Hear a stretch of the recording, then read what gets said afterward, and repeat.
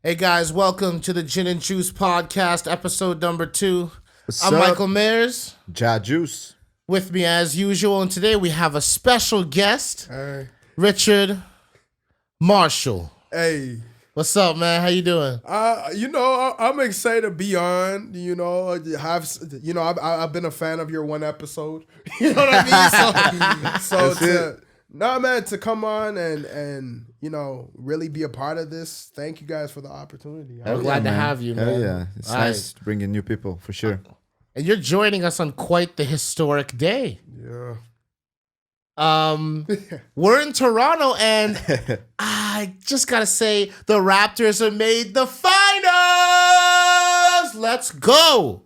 We all hyped. You just expressed how we all feel right now. Woo! Ric Flair, baby. But No, people went seriously, super excited. We're facing the Golden State Warriors starting on Thursday. Did any of you go downtown? During the celebration? I feel like I did after all the Instagram stories and posts.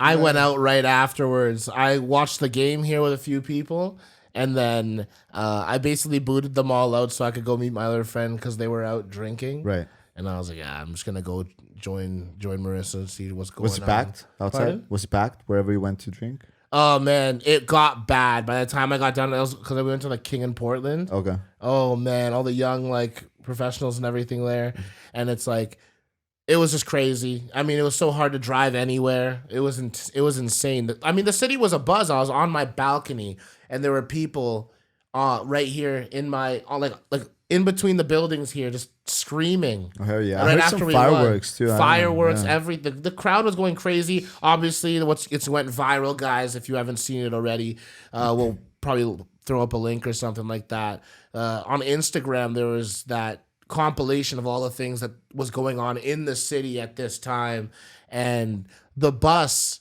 that they were standing on top of was like an iconic moment. And what's so beautiful to me about this, when you get out of the nitty gritty of the X's and O's and how we won and everything like that. I mean, we came back 2 games down by 15 points in both. That's amazing.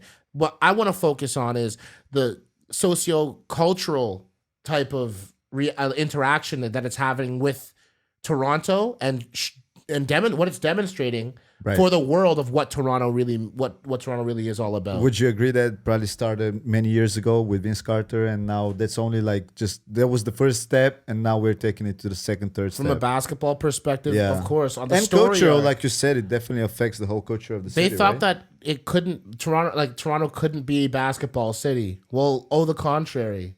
Well, Richard, you especially because you have a unique perspective on this as somebody who's not you're not like an OG, been watching for years type of guy, but you can see obviously the kind of buzz that's palpable. You can just sense it immediately, right?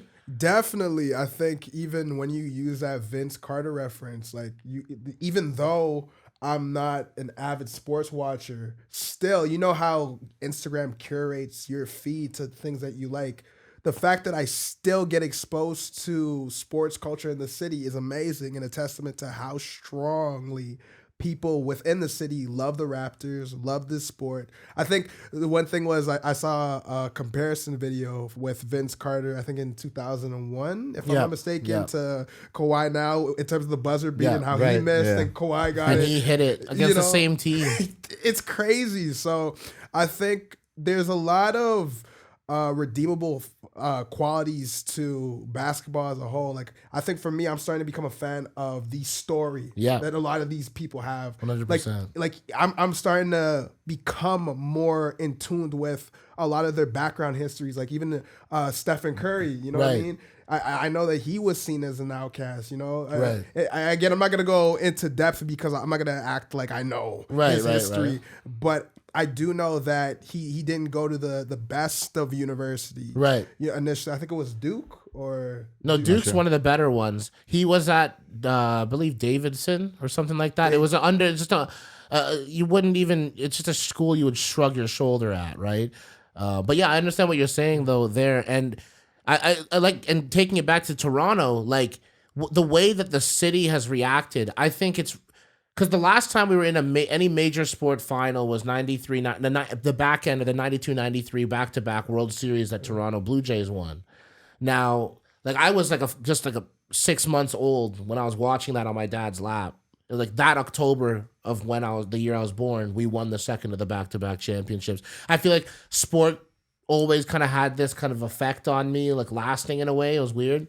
But point being is back then there's a couple things that makes this more significant than anything ever before. Despite us going to the finals and winning, no doubt.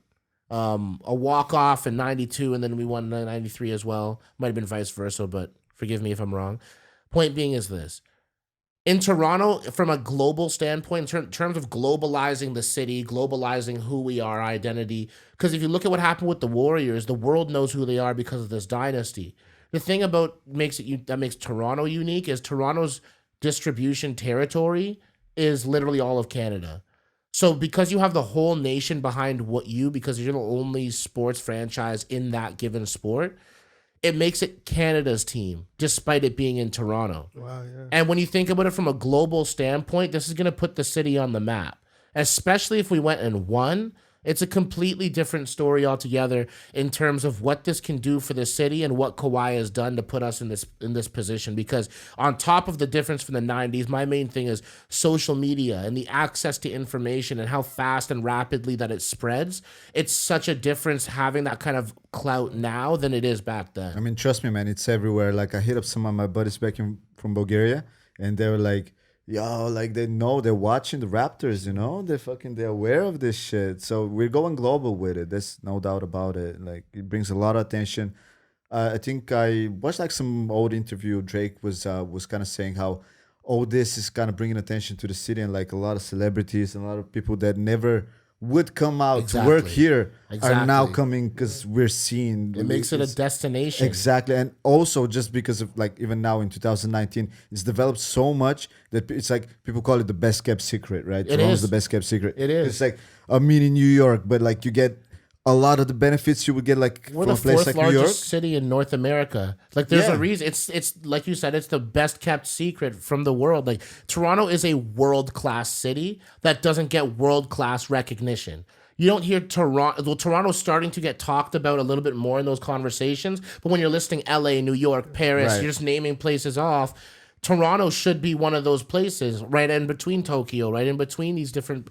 I think Lisbon it is starting to be there Mallorca, now, for Spain, sure. and all these different places. It is definitely starting to build, and this is going to put it over the top because sport is one of the three great unifiers. There's food, there's music, and there's sport, entertainment, if you will, Yeah. but specifically sports entertainment. And that's a great unifier. And when you have a global sport, which basketball is, NBA has done a great job, especially under Adam Silver's purview as the new NBA commissioner. He's been doing a great job in terms of globalizing the league. He's been growing revenue for the sport through globalization and smart business acumen. And I wrote about this in a paper for school before. And what he's been doing is really elevating and putting this sport on a global sense. You just need a net and a ball. Can you go and shoot that in? Okay, there you go. You could play some basketball. And like globalizing the sport, they're looking into making like similar to what the UFC is doing with performance institutes. They're going to have like NBA centers where they're going to be putting stuff up in China, putting these different things in Africa, and so that they can go into the grassroots level.